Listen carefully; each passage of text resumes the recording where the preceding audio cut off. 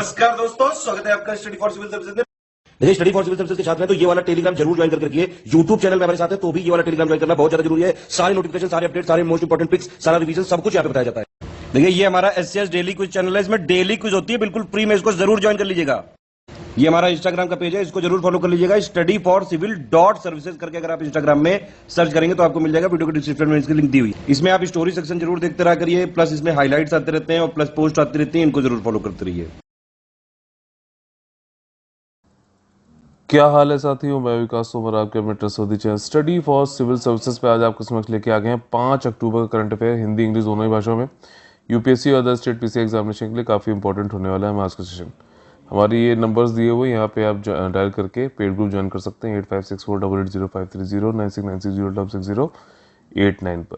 ठीक, हमारे जो सोशल मीडिया के हैंडल्स हैं इंस्टाग्राम पे, टेलीग्राम से, इनको आप ज्वाइन कर सकते हैं, एकदम फ्री है। सारी नोटिफिकेशन, पेड पीडीएफ्स की पिक्स भी यहाँ पे फ्री में दी जाती हैं। जो हमारे टॉपिक्स प्रीलिम्स और मेंस के लिए इंपॉर्टेंट हो सकते हैं वो ये हैं। Emergency credit line guarantee scheme, ठीक, क्रेडिट लाइन दी जा रही है। इमरजेंसी क्या है देखेंगे, सारी चीज़ें इसमें डिटेल में। निपा एंटीबॉडीज डिटेक्टेड हुई हैं अभी 2 बैट स्पेशीज में केरला में, अच्छी बात है। और जो है आपका पीएम ने लॉन्च किया यहाँ पर अभी स्वच्छ भारत मिशन अर्बन 2.0 और अमृत 2.0, इसके बारे में भी देखेंगे। और सेक्शंस कौन से वो लगाए गए एनडीपीएस एक्ट के अंतर्गत, ठीक है ना, जो अभी ड्रग बस्ट हुआ है केस, ठीक है ना, जिसमें शाहरुख खान की बेटे और सारी चीज़ें वाली बात है, तो उसके ऊपर कौन कौन सी धाराएं उन लोग के ऊपर लगाएंगी उसके बारे में देखेंगे। और 5वां हमारा जो टॉपिक है वो है लार्ज स्केल रिएक्टर डेवलप किया गया है, कॉस्ट इफेक्टिव प्रोडक्शन हो सकेगा जिसकी वजह से हाइड्रोजन मिशन हमारे यहाँ चल रहा है, तो उसके लिए काफ़ी ज़्यादा बूस्ट होने वाली ये चीज़। और हाइड्रोजन किसका यूज़ करते हुए, सनलाइट और वाटर का। वाटर किससे बनता है, हाइड्रोजन से तो बनता है, H2O, ठीक, तो उससे इसको बनाया जाएगा हाइड्रोजन का। आज बहुत ही ज़्यादा जो है इंपॉर्टेंट, वर्ल्ड का टीचर्स डे कब होता है, 5 अक्टूबर को, ठीक। इंडिया का जो है टीचर्स डे कब होता है, 5 सितंबर को, ध्यान रखना। वर्ल्ड का टीचर्स डे 5 अक्टूबर, ठीक। देखिए, पहला टॉपिक हमारा है emergency credit line guarantee scheme. अभी संदर्भ ये है कि गवर्नमेंट ने ये वाली जो स्कीम थी emergency credit line guarantee scheme, इसको मार्च के एंड 2022 के, ठीक है ना, मार्च के 2022 के एंड तक जो है इसको एक्सटेंड कर दिया है, ठीक। और इसमें गारंटी करीबन जो है 4.5 लाख करोड़ तक की देने की बात करी गई है, या फिर मार्च 2022 तक अगर ये लिमिट नहीं क्रॉस होती है, जो भी पहले हो जाएगा तो तब तक ये गारंटी रहेगी, emergency credit line guarantee scheme. समझ में आ गई। अभी समझ लेते हैं ये है क्या। Emergency credit line guarantee scheme जो है ये लॉन्च करी गई थी आपकी पिछले साल, जो है कोविड के टाइम पे, जो है लोगों की, जैसे कि जो एमएसएमई है, ठीक है, फिर और भी जो बिजनेस है, व्यापार है, जो थोड़े से इफेक्ट हुए हैं आपके कोविड-19 की वजह से, उसको जो है सपोर्ट देने के लिए दिया गया था। यहाँ पे देखे कहा गया है कि it has provided support to eligible borrowers. Eligible यानी कि वो सभी बोरोवर्स को नहीं, कोई भी जाके पैसा ले ले। कुछ जो बोरोवर्स थे जो एलिजिबल थे, क्या एलिजिबिलिटी थी ये बताऊंगा, और उनको जो अपनी ऑपरेशनल यानी कि संचालन करने के लिए या फिर बिजनेस को रीस्टार्ट करने के लिए, जो कि डिस्टर्ब हो गया कोविड-19 की वजह से, तो उनको ही सिर्फ इस वाली स्कीम के अंतर्गत जो है पैसा ऋण के रूप में मिलता था। 24 सितंबर 2021 तक अगर देखा जाए तो लोन जो सैंक्शन हुए काफ़ी ज़्यादा मात्रा में हुए हैं, 2.86 लाख करोड़ जो है इसके अंतर्गत दिया गया है। और जो 95% जो इसमें से इसकी जो लोन थे वो करीब जो है आपके एमएसएमई को दिए गए, माइक्रो स्मॉल और मीडियम इंटरप्राइजेस को, ठीक। और अभी गवर्नमेंट को मतलब डिमांड आ रही थी कि भैया रोको मत, इसको एक्सटेंड करो, तो इसलिए अभी एक्सटेंड कर दिया गया है। और आगे अब ये 2022 के मार्च तक रहेगा, या फिर 4.5 लाख करोड़ अगर ख़त्म हो गया उससे पहले तो फिर पहले जो है ये रोक दिया जाएगा, ठीक। अब ये ECLGS जो स्कीम है इसको रोल आउट किया गया था मई 2020 में, समझना आप। कोविड-19 का जो है आपका करीबन मार्च के एंड में जो है लॉकडाउन लगा दिया गया, उसकी वजह से कई सारे जो है एमएसएमई और कई सारे जो व्यवसाय थे वो ठप हुए, तो उसकी वजह से जो है सेंटर के आत्मनिर्भर पैकेज आया था, याद होगा आप लोगों को, मई 2020 में, उसी का पार्ट था आपका ICLGS, ठीक। इसका ऑब्जेक्टिव यही था कि जो छोटे बिजनेस हैं, स्ट्रगल कर गए, अपनी जो है संचालन ऑपरेशनल लायबिलिटी भी नहीं पूरी कर पा रहे नेशनल वाइड लॉकडाउन की वजह से, उनकी मदद की जाए, ठीक। अच्छा, कौन सी कंपनी इसमें गारंटी प्रोवाइड करती है, national credit guarantee trustee company, national credit guarantee trustee company, ध्यान रखना। अब इसके 3 चरण हुए हैं ECLGS के। ठीक, पहले चरण में क्या था कि कोलेट्रल फ्री जो है इसमें ऋण दिया जाता था, पूरा गारंटी था MSME मुद्रा जो योजना वाले बोरोवर्स हैं उनको। और ये जो है 29 फरवरी 2020 तक क्रेडिट आउटस्टैंडिंग अगर किसी की है, मान लीजिए 100 रुपये है, ठीक, तो उसका 20% यानी कि 20 रुपये तक का जो है लोन इनको यहाँ पे मिल सकता है। तो ये इसकी खाली एलिजिबिलिटी थी। इसी तरीके 2.0 में 26 स्ट्रेस सेक्टर को इसमें जोड़ा गया, 50 करोड़ और 500 करोड़ तक का इसमें जो है लोन देने की बात करी गई। स्कीम में ये था कि भैया 30 दिन तक ही उन्होंने लोन ले रखा हो, ठीक है ना। मैंडेटेड ये था कि बोरोवर जो है उनका अकाउंट 30 दिन या मतलब उससे कम हो, ठीक, क्योंकि अगर 30 दिन से ज़्यादा हो जाएगा तो वो स्पेशल मेंशन अकाउंट में आ जाता है और SM1 होता है, SM2 होता है, फिर नॉन परफॉर्मिंग एसेट में हो गया। तो वो नॉन परफॉर्मिंग एसेट मतलब पैसा जो वापस लेने के बाद वापस करता हो, ऐसा होना चाहिए, ठीक। हम ऐसे उसको लोन नहीं देंगे जो पैसा जो है वापस ना कर पा रहा हो। और तीसरे 3.0 में क्या हुआ, क्रेडिट जो है 40% तक जो है देने की बात हुई टोटल क्रेडिट आउटस्टैंडिंग की। और जो टेनोर था लोन का वो जो है आपका would be 6 year including moratorium जो है 2 साल का हो गया। इसमें टेनोर बढ़ा दिया गया 6 साल तक का, 2 साल का मोरेटोरियम भी हो गया कि 2 साल में नहीं देना है। और इसमें कौन कौन से बिजनेस कवर हो गया, हॉस्पिटैलिटी, टूर और टूरिज्म हो गया, आपका ट्रैवल हो गया, स्पोर्टिंग सेक्टर, ये सारे ठीक। अगला जो हमारा टॉपिक है वो है कि चमगादड़ की 2 प्रजातियों में निपा एंटीबॉडी का पता चला है, ठीक। केरला के हेल्थ मिनिस्टर ने कहा है कि नेशनल इंस्टीट्यूट ऑफ वायरोलॉजी ने फाउंड कर लिया है निपा वायरस की एंटीबॉडीज के सैंपल, ठीक, 2 फ्रूट बैट वैरायटीज में कोझिकोड डिस्ट्रिक्ट में। ये अभी वाइडली एक्सेप्टेड है कि जो मैमल्स हैं, जो स्तनधारी जानवर हैं, उन्हीं में ही जो है वायरस का स्रोत है निपा वायरस का। और अब ये इस चीज़ को और ज़्यादा जो है मजबूत करता है, पुख्ता करता है। कोझिकोड डिस्ट्रिक्ट में जो है जहाँ पर फैटल वायरस आया है, ये लाइफ ऑफ एक बॉय की जो है ज़िंदगी यहाँ पे चली गई थी पहले और इसी मंथ में। और आफ्टर द इन्फेक्शन जो है कन्फर्म हो गया था, तो हेल्थ ने डिपार्टमेंट ने केरला के सर्वे किया डोर टू डोर और हर जगह उन्होंने फिर जो है national institute of virology Pune में वहाँ पे सैंपल भेजा और वहाँ पे फिर उन्होंने निकाला कि भैया पॉजिटिव है, निगेटिव, ये सारी चीज़ें, ठीक। इसमें कौन कौन से सैंपल, एक तो पेट्रोपस जो फ्लाइंग फॉक्स है, ठीक, फ्लाइंग फॉक्स है, ये चमगादड़ की प्रजाति, एक उसको किया गया। और दूसरा किस में मिला, ये रोसेटस एजिप्टियाकस इजिप्टियन फ्रूट बैट है, इसमें ये मिला है, ठीक, इसमें ये मिला है इजिप्शियन वाला फ्रूट बैट के अंतर्गत, ठीक। ये कौन सी जगह है, इस जगह का नाम है आपका छतमंगलम नाम है, ठीक। कंसर्न क्या है, निपा जो है डेंजरस है भैया बहुत। कोविड-19 में तो समझ लो 100 लोग को हुआ तो 1-2 लोग ही मरते हैं। निपा वायरस में तो भैया 40 से 75% लोग मर जाते हैं। ये इसलिए काफ़ी खतरनाक है, इसके बारे में पहले भी बता चुका हूँ मैं। एक तो पहली बात तो वायरस है, जूनोसिस है, यानी कि एनिमल से मैन में, ह्यूमंस में होता है, ठीक। ये देखिए फ्रूट बैट में ये नेचुरल होस्ट है, यहाँ इसमें पिग्स में भी हो सकता है, अलग से मैंने आपको बताया था। इन्होंने इसके बैट के द्वारा खाया हुआ फ्रूट खा लिया इन्होंने, ठीक है, फिर इसके अंदर वायरस है, इसको खा लिया और फिर यहाँ से जो है टच वच होने की वजह से इन्फेक्टेड पीपल इसने और लोगों को कर दिया, तो ह्यूमन टू ह्यूमन भी ट्रांसमिशन हो जाता है। मलेशिया के गांव था निपा विलेज, तो वहाँ पे पहली बार आइडेंटिफाई किया था 1988 में, तो वहीं की उसी के नाम पे हो गया है। फ्रूट बैट इसका नेचुरल होस्ट होता है, ठीक। इसका अभी कोई भी ट्रीटमेंट नहीं है और प्राइमरी ट्रीटमेंट जो है इंटेंसिव सपोर्ट केयर ही है इसमें। कैसे इसको रोक सकते हैं, ज़्यादा छुआछुई हाथ वाथ ना लो, हाथ वॉश करते रहो, स्टे अवे रहो अपना जो है टॉडी और इन सब से। और फ्रूट वूट जो बैट वैट के द्वारा खाया हुआ है वो नहीं खाना है, ठीक। यार इसका झूठा ही खाऊंगा, ये नहीं करना है, ठीक है। तो निपा वायरस जो है एक जेनेटिक डिजीज़ है, एनिमल टू ह्यूमन में होती है, कॉन्टेमिनेटेड फूड या फिर डायरेक्टली भी हो सकती है, या कई सारे जो इसमें सिम्टम्स हैं वो वहीं सारे, फीवर आ जाएगा, हेडेक होगा, ड्राउजीनेस और ये सारी चीज़ें, ठीक। बाकी 40 से 75% तक फर्टिलिटी रेट है।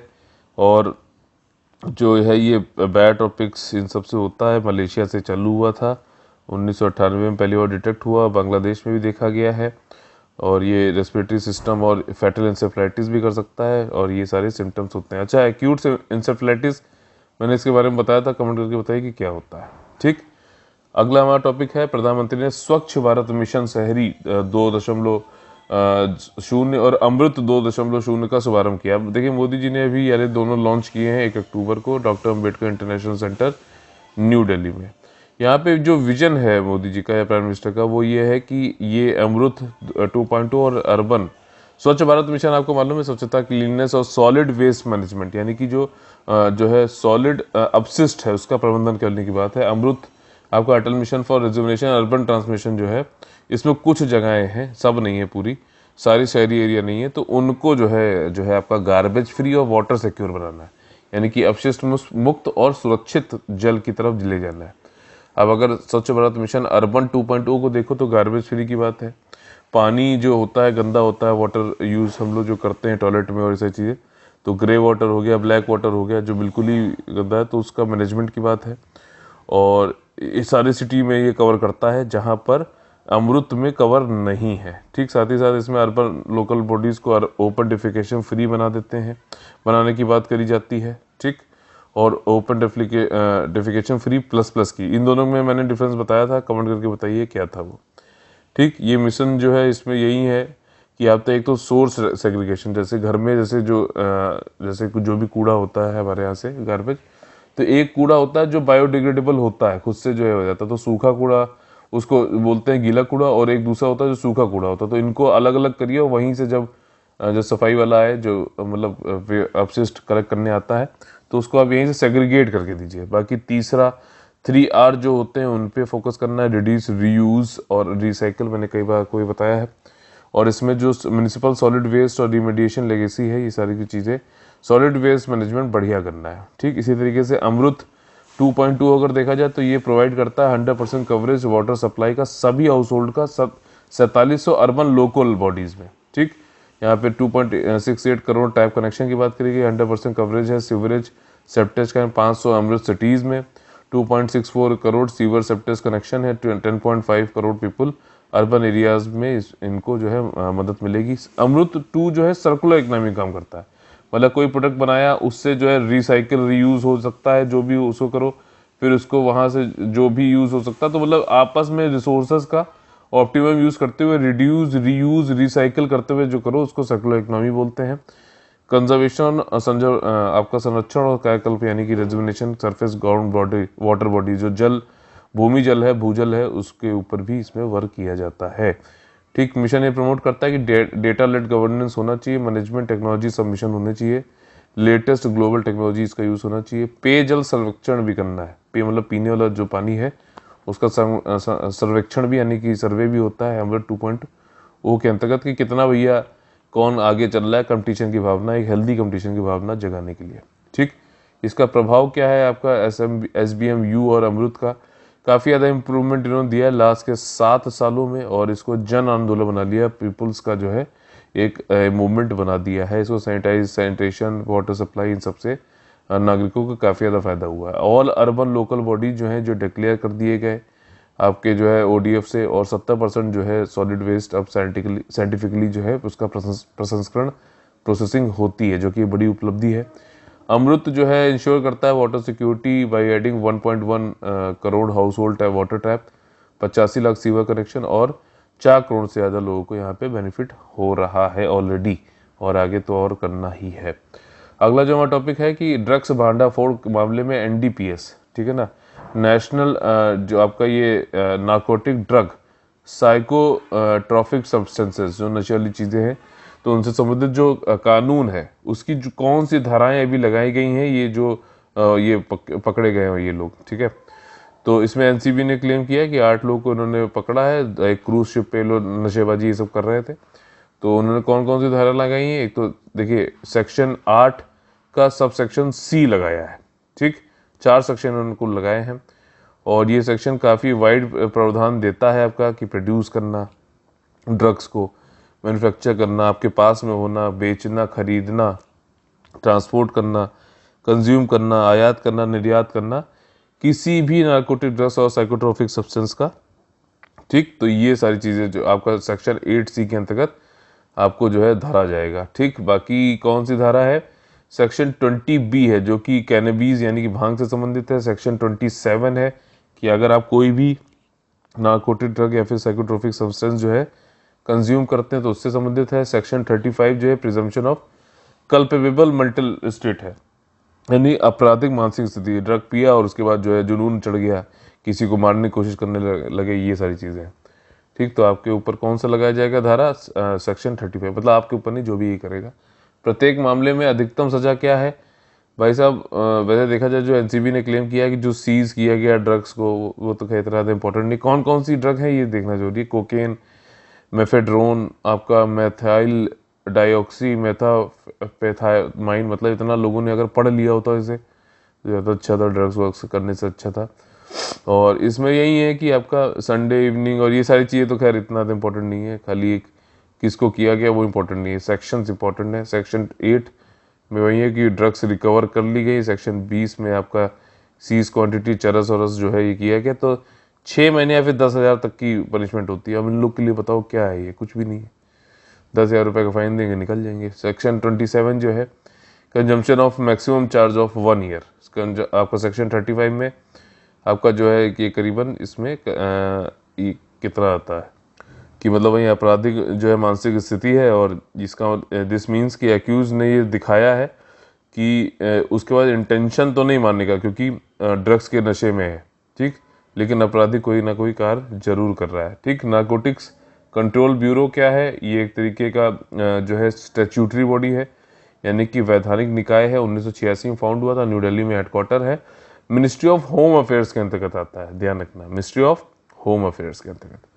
अगला जो हमारा टॉपिक है वो है कि हाइड्रोजन के किफ़ायती उत्पादन के लिए सूर्य के प्रकाश और जल का उपयोग करके बड़े पैमाने पर रिएक्टर विकसित कर लिया गया। और लोग पता है हाइड्रोजन एक तरीके का फ्यूल है, हमारा फ्यूचर फ्यूल बोला जाता है, जिससे कि कार्बन डाइऑक्साइड जो है बिल्कुल रिलीज नहीं होती है। तो उसके लिए हाइड्रोजन मिशन भी भारत में चलाया गया, लोग जो है इसके लिए मेहनत भी कर रहे हैं। तो अब क्या हुआ, एक साइंटिस्ट की टीम ने एक लार्ज स्केल रिएक्टर बना लिया जो कि substantial amount of hydrogen produce कर सकेगी, वो भी किससे? सनलाइट और वाटर से। ठीक, और कम पैसे में और स्थायी रूप से जो है प्रक्रिया ये चलाई जाएगी। हमें ये मालूम है कि भारत का जो टारगेट है 450 गीगावाट का है रिन्यूएबल एनर्जी का 2030 तक। तो इसमें हमको चाहिए भैया कि रिन्यूएबल एनर्जी में ये नई जो नवाचार करते हुए हाइड्रोजन में अगर ये सारी चीज़ें हो जाती तो बहुत बड़ी उपलब्धि होगी, सिर्फ भारत के लोगों के लिए नहीं, पूरे विश्व के लोगों के लिए भी। अब इसमें देखिए सबसे किफ़ायती तरीका ये होता है कि प्रोड्यूस करना हाइड्रोजन को लार्ज स्केल पे, उसका नाम है photo catalytic water splitting. Photo catalytic water splitting मतलब पानी जो है वो फोटो कैटालिटिक सनलाइट के माध्यम से जो है स्प्लिट हो रहा है, हाइड्रोजन अलग हो जा रहा है उसमें। ठीक, तो एक लॉन्ग टर्म जो है स्थायी रूप से परसिस्टेंट सोल्यूशन है जिससे कि रिन्यूएबल एनर्जी बनाई जा सकती है, पैसे भी इसमें कम लगेंगे और सोसाइटी को भी काफ़ी इसमें फ़ायदा होने वाला है। सिग्निफिकेंट एफर्ट यहाँ पे डाले हमारे वैज्ञानिकों ने, और ये एक इमरजेंट और जो है necessary need of the hour है, जिसको यहाँ पूरा किया गया है। कहाँ के साइंटिस्टों ने किया है ये जानना जरूरी है। मोहाली में एक इंस्टीट्यूट है, INST, institute of nano science and technology, उन्होंने जो है इस रिएक्टर को बनाया। ये एक ऑटोनोमस यानी कि स्वच्छ, ये जो है स्वायत्तता वाला इंस्टीट्यूट है, संस्थान है, department of science and technology के अंतर्गत आता है। इन्होंने एक प्रोटोटाइप रिएक्टर बनाया है जो कि नेचुरल सनलाइट से हाइड्रोजन प्रोड्यूस करता है आपका 6.1 लीटर 8 घंटे में, जो कि एक बड़ी संख्या है। पहले जो है काफ़ी कम मात्रा में होता था। ये काफ़ी अच्छा रिएक्टर जो है किफ़ायती रूप से दक्षतापूर्ण जो है काम करता है। अर्थ में अबंडेंट है केमिकल कार्बन नाइट्राइड, उसको एक कैटलिस्ट की तरीके से इन्होंने अपने रिएक्टर में यूज़ किया है। अगर मान लीजिए अलग से क्वेश्चन पूछ लिया कि भैया कौन सा कैटलिस्ट इसमें यूज़ किया गया है, तो कार्बन नाइट्राइड यूज़ किया गया है। अच्छा, ये कैसे कार्य करता है इस प्रोसेस में? तो यही है सिंपल, पानी जो है, पानी को कार्बन नाइट्राइड कैटलिस्ट के जरिए जो सनलाइट है की प्रकाश के वजह से जो उसको स्प्लिट करके, वाटर स्प्लिट करके H2O जो वाटर का फॉर्मूला होता है उसमें से हाइड्रोजन अलग और ऑक्सीजन को अलग कर लेता है। और इसके लिए जो रिएक्टर है वो INST टीम मोहाली ने बनाया है। लो कॉस्ट, इसमें सेमीकंडक्टर, कार्बन नाइट्राइड ये सारी यूज़ किए गए हैं। बस सिंपल से यहाँ पे इतना ही इम्पॉर्टेंट है। ठीक, आपका department of science and technology का नैनो मिशन जो चल रहा है NATDP प्रोजेक्ट, उसके अंतर्गत भी इनको यहाँ पे मदद मिली थी। पेटेंट इनको अब कराना है। हाइड्रोजन प्रोडक्शन लार्ज उस पर हो सकेगा। वाटर फ्लो कराया जाता है फोटो कैटलिस्ट के जरिए, जिसके जरिए यहाँ पे वाटर स्प्लिटिंग होती है और हाइड्रोजन और ऑक्सीजन अलग कर लिए जाते हैं। ठीक, टीम जो है प्रोसेस कर रही है, हाइड्रोजन प्रोडक्शन कर रही है यहाँ पर। हाइड्रोजन मॉइस्चर ट्रैप, ये सारी चीज़ें इसके हटाकर फिर इसके फ्यूल सेल बना लिया जाएगा। एक बार हाइड्रोजन अलग हो गया फिर उसके फ्यूल सेल बना लिए, जैसे कि बैटरी होती है ना आपकी, वैसे ही जो है फ्यूल सेल हाइड्रोजन के बन जाएंगे और आप अपनी कार और अन्य जगहों पर भी इसको यूज़ करते हुए विदाउट जो है कार्बन एमिशन, यानी कि कार्बन का उत्सर्जन किए बिना जो है एक स्वच्छ रूप से आप जो है स्थायी विकास कर सकेंगे अपने जो है जीवन में। तो देखिए यहाँ पे हाइड्रोजन जो जनरेट करी जा रही है, इलेक्ट्रिसिटी जनरेशन, हाइड्रोजन स्टोव, कई जगह जो है इसका अनुप्रयोग किया जा सकता है, एप्लीकेशन हो सकता है। ठीक, तो इसी के साथ में आ गए हम लोग अपने फेवरेट सेक्शन पे, जिसका नाम है कॉमन एसपीसीएस में प्रीलिम्स के क्वेश्चन को किस तरीके से हमें हैंडल करना चाहिए एग्जाम में, उस पर यहाँ पे ध्यान हम लोग देते हैं। देखिए पहला जो क्वेश्चन है वो है आपका इंटरनेशनल कॉफ़ी डे से संबंधित। यहाँ पे कौन से कथन सही है ये आप लोग बताना। इंटरनेशनल कॉफ़ी ऑर्गेनाइजेशन सेलिब्रेट किया जाता है, पहला सेलिब्रेट किया गया था, पहला ऑफिशियल कॉफ़ी डे मिलान 2015, मिलान जो है इटली में एक जगह है। ठीक, इसका मेन उद्देश्य ये होता है कि प्रमोट करना फेयर ट्रेड ऑफ कॉफ़ी, यानी कि जो व्यापार है आपका इम्पोर्ट एक्सपोर्ट है कॉफ़ी का, वो फेयर होना चाहिए और जो भी इश्यूज हैं कॉफ़ी ग्रोअर्स के अराउंड द वर्ल्ड, उन सबको जो है रेस करना। 3 अक्टूबर को सेलिब्रेट किया जाता है। देखिए 3 अक्टूबर नहीं है, इसलिए तीसरा स्टेटमेंट गलत है और एलिमिनेशन मेथड के थ्रू हम लोग जो है ए ऑप्शन यहाँ पर इसको सही कर लेंगे। सॉरी, ए ऑप्शन हो गया, यहाँ पे बी इन्होंने गलत लिख दिया है। ठीक, 1 अक्टूबर को इंटरनेशनल कॉफ़ी डे बनाया जाता है। अगला जो हमारा क्वेश्चन है वो है कि ODOP स्कीम से संबंधित है, यानी कि वन डिस्ट्रिक्ट वन प्रोडक्ट। कौन से कथन इसमें सही है बताना है। उत्तर प्रदेश सरकार ने राज्य के 75 जिलों में उत्पाद विशिष्ट पारंपरिक औद्योगिक केंद्र बनाने के उद्देश्य से एक जिला एक उत्पाद कार्यक्रम शुरू किया था। बिल्कुल सही है स्टेटमेंट पहला वाला। और अगला स्टेटमेंट है कि यह स्कीम ये इनकरेज करती है कि जो भी स्वदेशी, इंडिजिनस और स्पेशलाइज्ड प्रोडक्ट है, विशिष्ट जो वस्तुएं हैं, क्राफ्ट हैं यूपी के, उन जो और कहीं भी नहीं पाए जाते, उनको बनाया जाए। और ये स्पेसिफिकली वही, जैसे कि ताला आपका अलीगढ़ का हो गया, जैसे कि आपका लखनऊ की चिकन कड़ी हो गई, ये वाली चीज़ है, आपके मेरठ की कैची हो गई, तो ये सारी चीज़ें सिर्फ वहीं पाई जाती है और बहुत टाइम से पाई जा रही। तो उसका मतलब आता है रिसेंटली अभी योगी आदित्यनाथ जी ने जो है एक स्वरा भास्कर है, वेटरन बॉलीवुड है, उनको एम्बेसडर बनाया, तो बिल्कुल गलत है ये स्टेटमेंट। और तो इसलिए तीसरा स्टेटमेंट यहाँ पे गलत हो जाएगा, ए आंसर होगा 1 और 2। ODOP जो है ये आपका जनवरी 24 को 2018 में लॉन्च किया गया था योगी जी के द्वारा। उत्तर प्रदेश दिवस होता है आपका किस दिन, 24 जनवरी को। ठीक, इन्होंने कंगना रनौत को भी अपना ब्रांड एम्बेसडर बनाया है। तो इसी साथ में आज का हम लोग का सेशन खत्म होता है। अगर आप लोग पसंद आए तो प्लीज लाइक का बटन तोड़िए और ज़्यादा से ज़्यादा लोगों को जोड़िए, शेयर और सब्सक्राइब कराकर। तो चलिए फिर मुलाकात होगी सुबह 10 बजे, तब तक के लिए आप लोग से लेते हैं अलविदा। जय हिंद, जय Bharat, all the very best है। वंदे वंदे मातरम।